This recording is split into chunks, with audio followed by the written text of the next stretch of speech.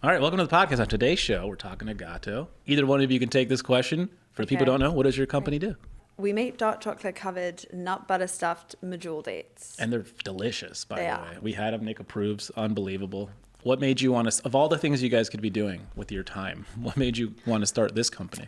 It came out of a very personal health journey of mine. So I used to eat very normally, gluten, dairy, all of the things. Started working with a functional doctor because I was just dealing with so many gut issues, inflammation, all of that. And at the same time as working with him, I had started my own journey into working in the health space. So I went to culinary school in London at Le Cordon Bleu. I went and got certified as an integrative nutrition, like health coach. And I also got certified as a Pilates instructor. So all of those things, I really started to delve into the world of like, what is there outside of Western medicine? What exists? How can I feel my very best? And this was in 2020. And he said to me, go on a paleo diet, reset your body, get to this place of like equilibrium. And that means no grains, no gluten, no dairy, basically nothing fun. And well, at the time, just lemon pepper wings. Yeah, just lemon pepper wings. That's going to seem so random right now. Shout out Barney's. That's our next product. And I started eating like that and I felt incredible. And in the midst of this, like I lost 35 pounds that I realized was purely inflammation and just eating in a way that just didn't work for my body. Wow. And I was here in 2021 on the mission to check out wellness spaces in LA to open my own in London. I met an ex. He happened to be kosher. So what it means is if you eat meat during dinner, you can't have dairy for dessert. You have to wait 4 hours or something like that. So we would host these Shabbat dinners, which is Friday night dinner. Yep. And he would make this incredible feast. He's a really, really good cook. And I don't even want to give him that much credit on this podcast. Please cut this out. Miss him. Yeah, cut this bit out. She misses him. Your poor new boyfriend. No, he makes me amazing lunches. He makes you lunches? Yeah. You have a, wow. Yeah. We'll get into that. I've got a great situ He sometimes right now. even makes me lunches. If Tonya's over and we're doing fulfillment at my house, he makes Tonya and I lunches. So we've got a good gig going Your on. house, aka the distribution center? Yeah. All right, so your ex introduces you to the kosher world.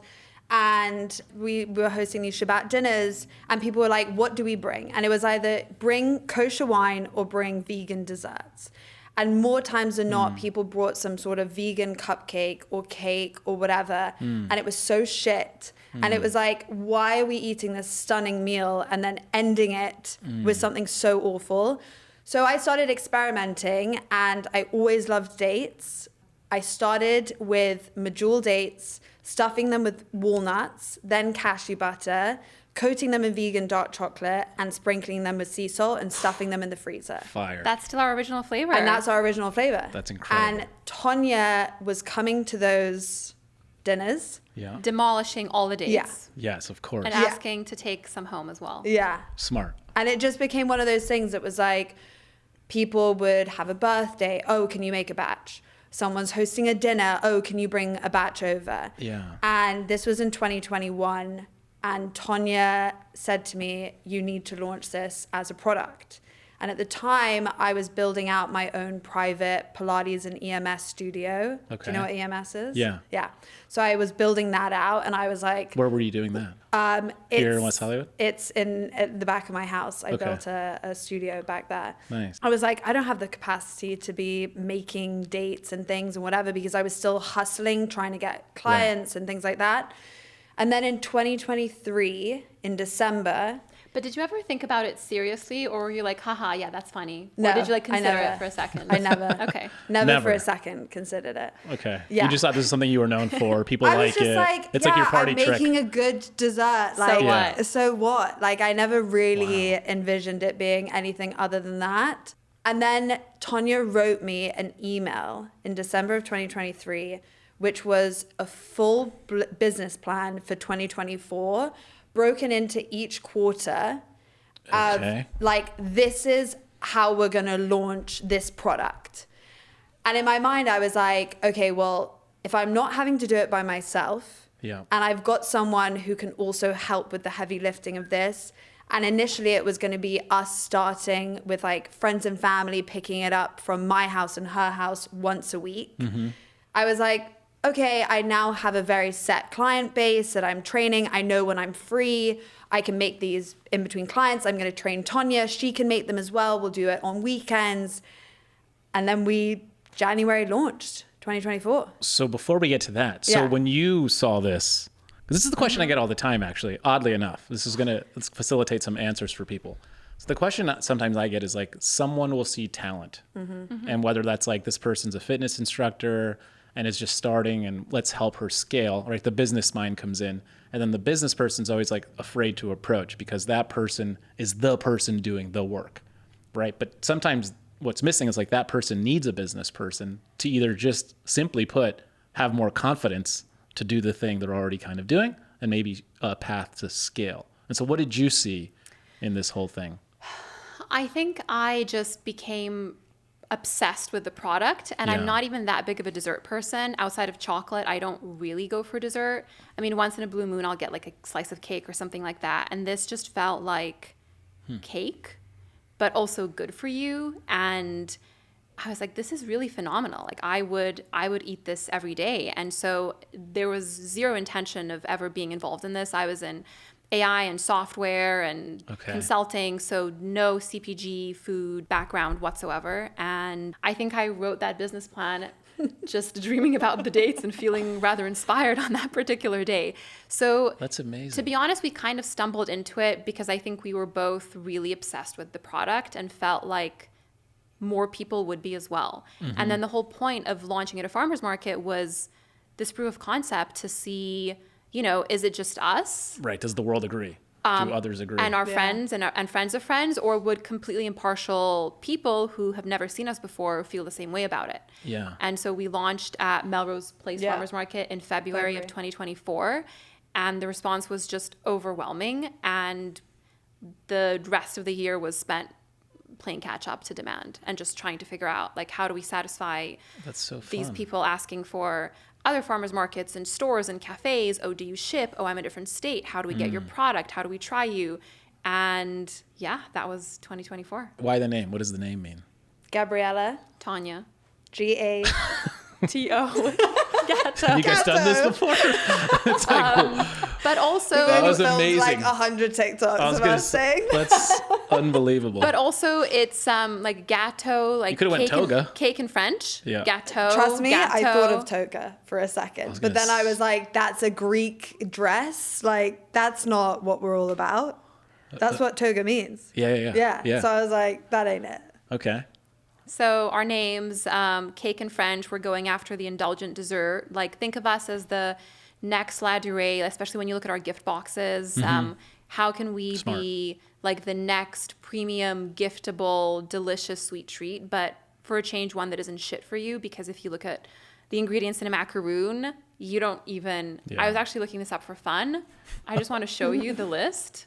Oh, that's a lot. Yeah. Yeah, that's a bunch of stuff. And That's there's stuff crazy. like Lectins. lectin, Yeah. gums, all Yeah. of that great stuff. All that good Printing stuff. colors: E151, E122, E133. So how do we just do that and be that special occasion, but also everyday occasion, no occasion needed sweet treat that people love and go to and eat and don't feel like absolute garbage afterwards? I love it. So after the market, so you guys get confidence, the market agrees with you, and then where do you go from there? Are you getting approached by stores? We very much approach stores. Did you try to do D2C, just like your own website, shipping? Not Because it's not hard yet. to do, right? Because it Not needs to be yet. refrigerated? Okay. Yeah. So we started with farmers markets. Our next channel was let's get into like food service. So we launched our first ever was Leora Cafe, which is in Beverly Shout Hills. out. Shout out to Leora Cafe. They took a chance on us. They're amazing. It's an Israeli restaurant. It's actually in the back of UTA. They service like all of the UTA managers and agents and everything Wow. like that. Yeah. And it's bustling. Like Yeah. during the day, it is busy. On weekends, you can't get a table. They put us in their grab and go fridge. And I still remember going there for brunch when it just opened and seeing that date bar that they were selling by the cash register. And we were like, well, what about our product? You know, we love small female-owned brands. Yeah. We'd love to try you. Yeah. And they just took a chance on us. And at the time, we were selling 3 dates, not in the package that you see there. We were selling them in Amazon soap boxes, craft soap boxes that we were making at home ourselves, getting to a point that was like record speed of making these Amazon soap boxes. We were competing. I love this. We were making them all at home and we were just dropping them off. Leora was first, then it was Bravo Toast because my brother went to high school at Beverly Hills High School and I knew the owners of it. Yeah. And then it just kind of started to organically grow through like relationships with people, through word getting out. You know, our first ever farmers market, we had a really big influencer, Alyssa Lynch, who is now like one of my closest friends and a huge supporter of us still to this day. She bought us at the farmers market, goes to Leora, takes a video of herself eating our dates, posts it on TikTok, and it all happened organically. There was no relationship with her. Yeah, by the way. we didn't know at that her yet. point, She we was didn't just a know her. fan. Yeah. And she just posted a video that was like, I love supporting small businesses that I find at the farmer's market or something like that. She took a video of her eating the date. And it was just this like snowball effect of it started getting into other people's hands. And it really was thanks to farmers markets. That's amazing. Yeah. It was like an amazing way for us not only to test proof of concept with this product, but just get in front of like the LA customer base because farmers markets are such an LA cultural thing. It's a real thing. Yeah. And so at this point, you guys are seeing it. Is this like already beyond your wildest dreams? Or are you like, okay, the proof we knew was there, is there. How do we then take that next step? Because now it's clear. Now you have sort of traction to some extent. We were so busy just in the day-to-day of satisfying demand, and we were both working full-time jobs. Gabi was busy with her studio and I was working in software, and this was something we did nights, weekends. This was by no means a full-time thing. It didn't become one until January of this year. So it was just at the end of the year, like November, December, I think, when we look back on everything that we had accomplished between the number of doors we'd gotten into and the partnerships that we had with Goop, with Beverly Hills Hotel, with just other aloe brands that we loved. I think when we partnered with Goop, Gabi cried because it was her. It was like It was the only time I've cried. I'm trying to think if I've cried amazing. Like sad tears or frustration tears. I haven't. I don't think I have.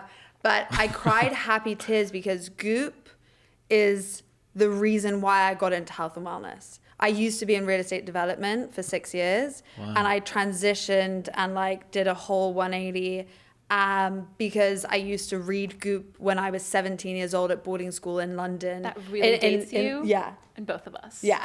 Not Gen Z. Yeah, not Gen Z. And I used to read it. I was at boarding school in Surrey in England. Like Goop felt so far away from the life that I was living. And I would read about all of these health trends and things that people were doing in America. And I was so infatuated by it. And I moved to LA when I was 18. And at the time I was like going to acupuncture and going to this chiropractor and doing all these things because Goop was telling me to. So it was really informative for me in like the health and wellness space at the time.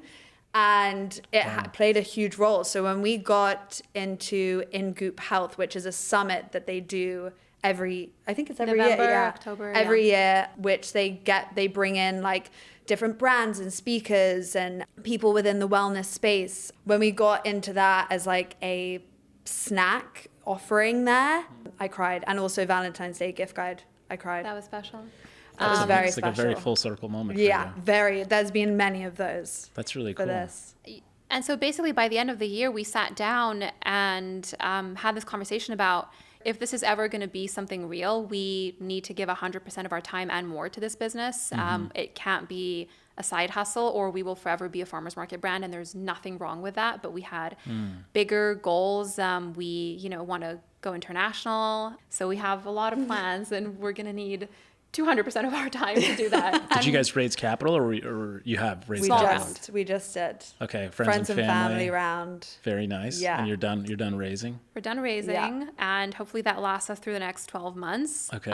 And see where we go from there. What are the hard parts of this business in terms of scaling? Is it the refrigeration piece and shipping it? Shipping is definitely a little bit of a logistical nightmare. It's just expensive. Like, Tonya and I constantly turn to each other and we're like, we need to start a shipping company, and we need to start like a fractional operations company, and we need to start a logistics company, because we work with so many different, like, whether it's consultants or companies, and we speak to so many people, and none of them feel like founder friendly, or at least they don't feel like they have any idea what it's like to actually create a product and what that whole experience is like. Yeah. So shipping in the summer, in the winter, totally fine. Sure. Our product survives.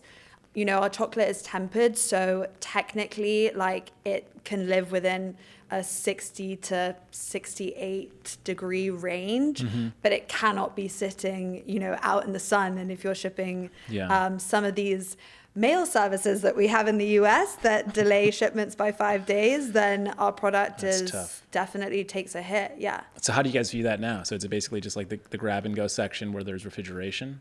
In B2B, yes. D2C orders we're still fulfilling. It means extra gel packs and extra insulation, 2-day shipping, 2-day shipping, bubble mailers. Yeah. You just have to protect it as much as you can.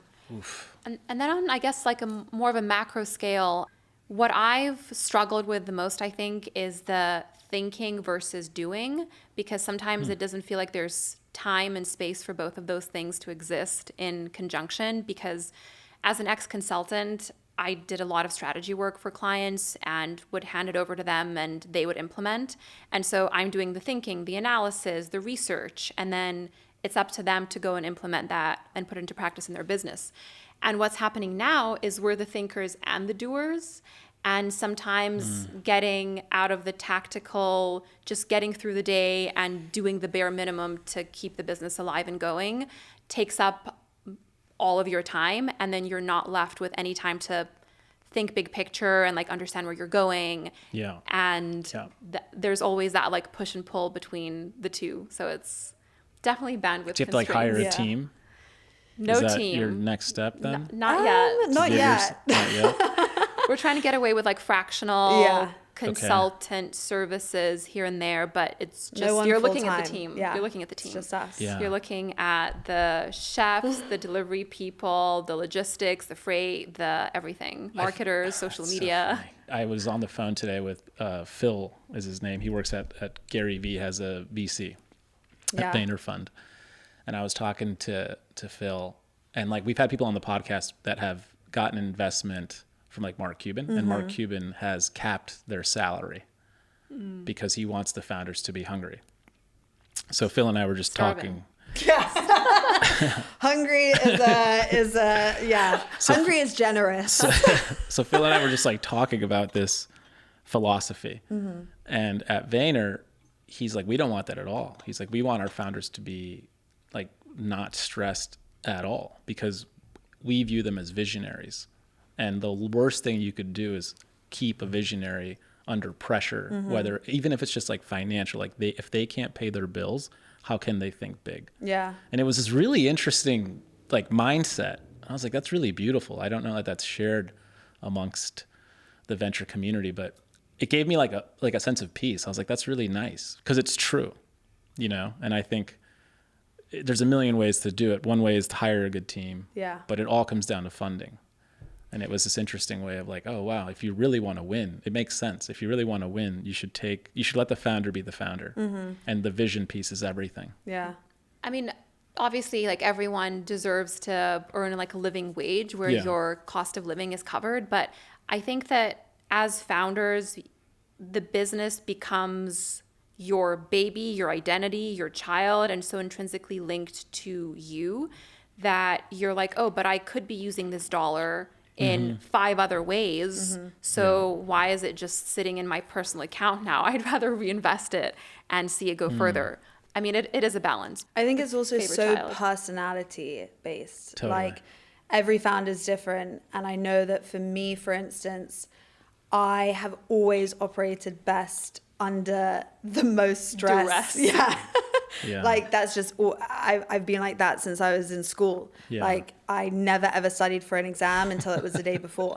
Not to say that, by the way, I did very well at school, but that's just how I like to work. I like things to be like You need quick, you need the pressure. paced. I need the pressure. Yeah.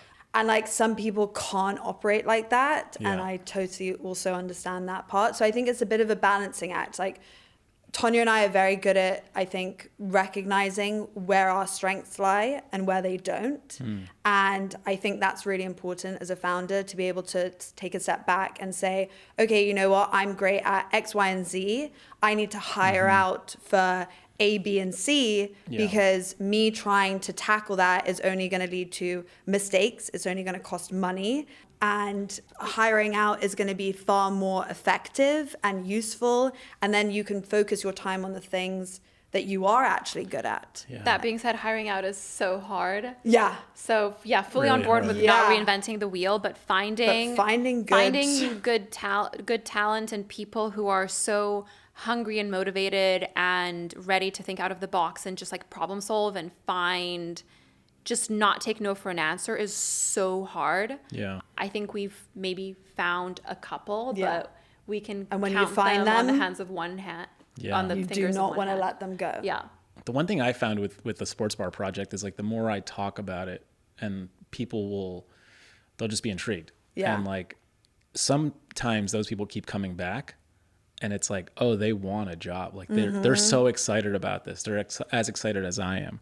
And then that makes it easier. It's like you're not really hiring them, but you're just chatting with them. Yeah. And then their desire to be part of the team is like, they'll give it to you. Yeah, And I just want it's to see, organic. like, I mean, I think this is very, if I wanted a job somewhere, I think the first thing I would do is show value. How am I bringing value? That's right. Just do something small, but yeah, make that first step and show initiative. And so many people don't do Yeah. that. Yeah. What's on deck for this year? And so since you just closed your round, what do you guys have? We have in the summer store? of operations and logistics. So The summer of hop operations. on board. It's very, fun. romantic. Yeah, it sounds Very great. The summer of romantic. love. Operations and logistics and a lot of really cool events. Okay. Yeah, a lot of cool events, hopefully. We just last week moved in with a co-man, which is a huge Okay. milestone. Huge. Yeah.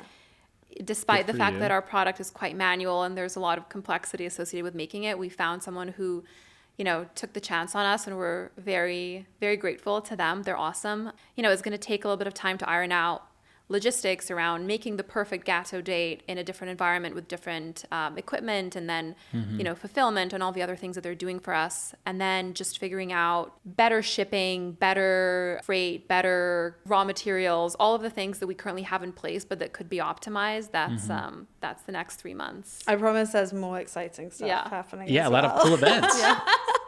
Cool events. I'll speak to those so it doesn't just sound like we sit there looking at raw materials. So we're doing Goop Yeah. tomorrow. Shout out to Juliana. Shout out Juliana for Amazing. connecting this all. We're very excited for that. Hopefully doing a lot of pop-ups. Well, I'm going to take a step back and just like explain kind of where Tonya and I are at. We took a huge break on sales and getting Gato out there because we were in our own kitchen facility that was operated and ran and everything by us, and only had the capacity to make X amount of dates per week, per month. Oh, wow. And we were surpassing that number. So we scrambled, found this co-man that we just moved in with.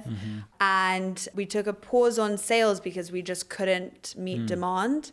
Now we're really ramping back up with sales, with pitching, with getting into grocery and retail and more food service, expanding beyond just LA, which has been home base for us and has been like the epicenter of this whole operation. Yeah. So we're doing trips. I'm going to Miami and New York for different events with Bubble Goods. It's an online retailer that we're on. They're doing a really cool event in New York.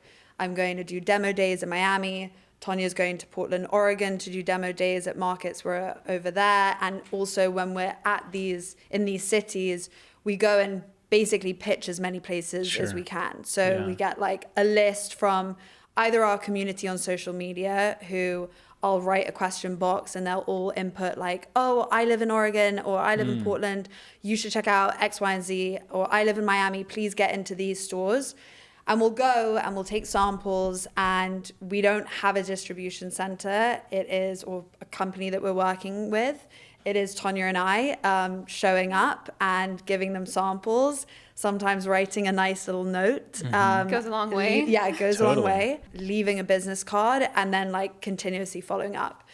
And we'll do that to like 10, 20 places on a trip. And then like maybe we'll get 5. But, you know, it's worthwhile if all of a sudden we've got 5 new accounts that we've added, and then we're in more doors. And it kind of just has this domino effect. The minute that we're in a city, for instance, like Miami, we're in this beautiful store in Coconut Grove called Grove Grocer.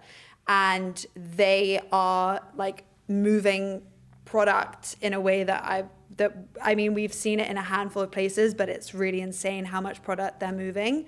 And it's because we're not really out there. So other places in Miami are like, oh, we'd love for you to be a part of our store. And it kind of just spreads, and word spreads that way. So that's a huge part of summer and our summer push. And then we're hoping to do Hamptons, which I mentioned, and pop-ups there, whether it's at the Goop store there, or whether it's in different retailers there. Surf Lodge, I think we're trying to get into. They do like a weekly offering in their mini bar where different brands showcase and like are on offer for free. And that's what the people that are staying at the hotel get. So we're trying to get involved with that. Well, that's a no-brainer. In LA, we're doing Grand Central Market. We're doing a couple of pop-ups there. We're doing Italy. New York in September. How much is it? How much do they sell for? Like the different SKUs? The packages, depends. It depends. The retailer sets the price. Yeah, the retailer sets the price. We obviously have our wholesale pricing. It kind of ranges anywhere from 12 to 14. There are some outliers that are charging 16. We won't name names. Getting away with it too. But they get away with it. Them. And people are paying for it. Yeah, people pay for it. And how many dates come in this one? Is it 3, 4? 3. 3. Okay. 3. But as you've experienced, they're quite sizable, and you have Massive. one, and you really don't need another one. Need is unless an you're my interesting husband word and then you there. need Yeah, I was about to say need. That's like a bag for me. That's like a bottle of wine in a bag. Exactly. You're having a good time. Yeah, you're have a glass at a time. having a good time. What are you guys thinking about, like, for marketing wise? How do you position? Because it's an interesting product. It's sort of high end. It's delicious. It's obviously curated. It speaks to both of you. But how do you look at the marketing side of it? So we have a really great social media manager who helps us. Tonya and I are definitely not marketing geniuses or whizzes. We're also from a generation of people that like weren't living their entire lives. 85 years old. Yeah, we're 85 years old. No, we're just like not from a generation Bingo that night like meets Gato. was on TikTok from the Sure. minute that they were like a teen. That's not what we were doing. So we don't really have a TikTok presence at all. I've posted a handful of videos on TikTok. Maybe that's not a bad thing though, because I do think we want to build something that has a lot of staying power and longevity versus like a fad, like, you know, the crumb cookies or whatever, where it's like streetwear, there's a drop and then it sells out and it's like overhyped. But no one's actually eating crumble cookies on a daily or weekly basis. I mean, maybe some people are, not but us talking shit about crumble cookies. don't recommend it. You want to be authentic to yourselves. But we want to build something that to basically have the product speak for itself, which I think it does. Totally, yeah. So we're very lucky that we have that, and we just need to get into the hands of people, and then we have an incredible amount of retention. Yeah. Both direct to consumer and the retailers that we get into order and keep re-upping their orders. So we know that we have a winning product, and I don't know that we necessarily need to, bank on those viral moments to get us out there. So we're building slowly, but for a sustainable longevity. future. Yeah. The gifting is really smart, or at least like these gift boxes. Yeah. Well, it's because when That's you really love something, smart. you want to share it. What makes a moment so special is being able to share with other people. And you want to be able to share it in a way that's like exciting and beautiful, and you are not ashamed to bring to a baby shower or dinner party or wherever you're going. So... For instance, we'll be at Alfred's this weekend. Oh, nice. Yeah. We're doing a pop-up at Alfred's Melrose Place. Yeah, super close. Yeah, on their patio. And we're bringing our cart that we got made for, we were at Coachella doing Revolve Fest. Oh, wow. And we're taking that and we're going to have the gift boxes, and it's like a pre-Mother's Day, come and buy mom a gift box of Gato dates, especially if you've forgotten to get her something already, which a lot of people do. Not me. The shame. The shame. But we'll get them some crumble cookies for the moms. Yeah, exactly. No crumble cookies, not with those ingredients. No, but to what Tonya is saying, it's funny because we never built this brand around like a trend that was happening. Sure. We didn't all of a sudden, stuffed medjool dates was definitely a TikTok thing. Okay. I've seen it online, the recipes and whatever. We never looked at TikTok and said, oh, this is something that's trending right now. Like, look at this stuffed date recipe. Let's make this. This came from something completely organic and personal. And I think when you aren't chasing those trends and those moments that are very short-lived more times than not, you have a product that we champion this is like our hero product, and people come back time and time again because we've created something that they integrate into their lives. It's a part of their daily routine. Most of our customers are eating us every single day. Wow. Not just like, oh, this is a viral hype type of brand. Sure. I'm going to purchase it because everyone else is, and then I'm never going to purchase it again because I've done it once and I got to take the photo and be a part of it, but now I'm not going to be a part of it moving forward. Yeah. This is something that is integrated into, some people have us with breakfast, with their coffee.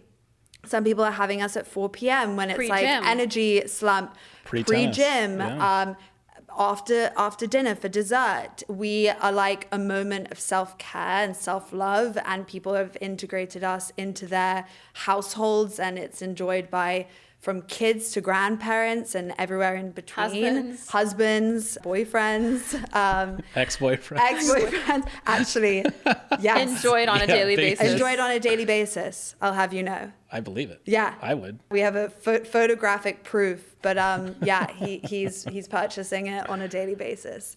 Do you guys ship? Like, if I wanted to do like a subscription, do you guys have that or not yet? Not a subscription yet, TBD. but it's coming. Yeah, it's but coming. you can definitely order us online. Yeah. We have a website. I need it in my order fridge us all the time. That's where I'm at with this product now. Yeah. I mean, it'd be really cool. Like, I think about it like hotels. We're going to be doing LA delivery though. You're in LA, so sure. shipping wouldn't make sense for you. We're doing local LA delivery. Smart. That we're testing out this month to really launch full time in June, because our goal is to shut down our farmers markets at the end of June. Sadly.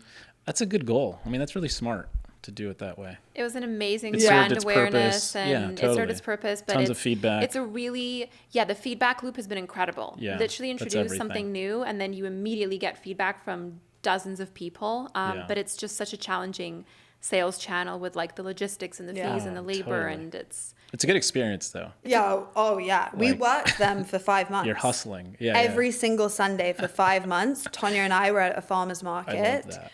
And it is, you Hard work. have a whole for sure. new appreciation for people at the farmer's market. I used to be one of those people that you would walk past, someone would be like, oh, try a sample of something. Right. And I would either ignore them or I would say no or whatever. That has happened to us. It's such a humbling experience, and it really, you have to have no ego whatsoever, because the amount of rude people at the farmer's market is astounding. now Gabi eats every sample. Every sample, I'm like, okay, yeah, sure. That's really beautiful. Yeah. Yeah. When I had my bow tie company, we would do these farmers markets at the beginning. Oh, you did? And, like, we would sling bow Which ties. ones? Who's buying bow ties at a farmer's market? So that's the thing. So it was in Boston. It was called SOA in Boston. Oh, wow. And I remember like waking up early, setting it up, blah, blah, blah. And we'd like be dressed up and we'd have our mannequins there, because the biggest thing to someone buying a bow tie is they have to know how to tie it. So we would basically have this sign that said free bow tie tying lessons. That's very cute. And that's the hook. Yeah. That's what worked. And then it went till 4:00 every day or every Sunday. And then at 3:00, we had this thing where it was called happy hour. And it was basically like, we gave you a shot of bourbon, which is totally illegal. And we negotiate what price you want your bow tie for. That's incredible. And we'd be like, look, we don't want to go home with the inventory. Name your price. Yeah. As you're both like sipping this bourbon. And it became what like a a fun little bit of a experience. thing. I think Yeah. I would be buying a bow tie if that was You the would. And paying experience. full price. Yeah. Exactly. But the biggest thing we learned, I think, was like our buyer was the female. And so it's an interesting thing where it's like, Buyers are always the women. Yeah. but right. And so they're, We but control the purse. Yeah. 100%. Yeah. It gave us a window. Like the feedback was our packaging needs to be for the female who's going to then gift it to her boyfriend, husband, brother, whatever it might be, dad. And so without the sort of doing these markets, you don't know that firsthand. You know, and The we're feedback more is than happy to tell you, as you guys know, Yeah. these people at these farmers markets are more than happy to give you their opinions. Yeah. Oh, yeah. Like our hook at the farmers markets was always want a date. And Want a date. Yeah, and So it's good. and it's on our merch. It's just like a cheeky way of us playing into that whole like. Do you have T-shirts with that on it? We should get do. one for Working Nick. on them. We actually we have a handful that we made for Coachella. It was our trial run of t-shirt merch. Okay. We have hats that are Yeah. in production that are coming soon that are amazing, and they're green like this with "Want a Date" on the front. And I've seen it out in the wild being worn by a guy going to a Pilates class that I was going to, and it's sick. Oh, good. Yeah, it's sick. We'll get you one. Yeah, I can't wait. Yeah. Juliana's There's also gonna the love pink that. version, so you get to pick a Yeah, color. yeah. We We'll have a give you the handful of pink the one pink, Pink. which was We the did a first pink edition. cat. Does it say wanna or is it want Wanna. a? Oh, Wanna. wanna. One Yeah. word. Want a date. Yeah. Want a date. Yeah. That's dope. So that was our hook at the farmers markets. That's but really smart. It was amazing, and our team is There you go. incredible. See? Yeah, the farmers market. Yeah. I'm telling you, That's you what learn I all said. these little things. Yeah. I don't think a lot of people, when they're coming up with like a CPG brand, necessarily even consider farmers market as like a come to market type of channel. People are typically, I think, planning 6 to 12 months out and then launching in some sort of retail. And for us, it was like Go-to-market no is- planning. We Yeah. didn't have any go to market like pre-plan. It was December email, January launch. Yeah. And farmers I love that. market No was packaging, just, clearly just yeah. the soap boxes. Health Aid started like that too, by the way, and they Which sold one? for Health Aid, the kombucha. Oh, They They interesting. started in, I think, in the Venice Farmers Market, and they sold for over $1 billion or close to $1 billion. Well, there we go. And same thing, Goals. like just glass Yeah. bottles Yeah. in a cooler, Yeah. like nothing. Yeah. And same thing, they were like, oh, people really like this. Like, how do you get to an MVP and start testing it and see what people think and not spend Totally. months overthinking, over-engineering things that might not Yeah. make sense? It's the best hack. Well, thanks for coming on the pod. Tell people where they can find you and support and buy. Instagram, Yeah. Gato_dates. It's Gato. It's also pronounced Gato Gato. because we get a lot of Gato. No Gatos. Oh, We get a who says lot Gato? no, we get a lot of Gato. Oof. Let me walk what you. else? So it's What else do we Gato. get? Gato is acceptable. Yeah. Gato unacceptable. Unacceptable. We won't allow it. Gato. Gato. Like they think That's there's an what we R got. like Gator, so they go Yeah, Gato. like- That's a weird. It's a weird. I wouldn't have guessed that. I know. We have a website, www.gatodates.com. We have a store locator on our website, so Yes. you can check out where we're at. Yeah. But we're in a bunch of places in LA, in New York. We're in Happier Grocery. We're in most of Sun Life Organics All of across the country. locations. Love. Yeah. Grove Grocer in Miami. Grove Grocer and Coconut Grove, shout out. Soon to be more locations. Yeah. You're just getting started. Just getting started. Watch this space. Thanks for coming on the pod, guys. Thanks for having us. Thank you for tuning in. If you enjoyed this episode, share with your friends, your family, or anyone you might think might benefit from the conversation we've had today. And if you haven't already, please take a moment to leave a review on your favorite podcast platform. We'd greatly appreciate it. Your feedback helps us improve and reach more people who can benefit from our discussions. The best way to stay connected with us and get the latest updates on future episodes is through our social media channels. You can find us at Startup Storefront. We'll be back next Tuesday with another great episode. See you then.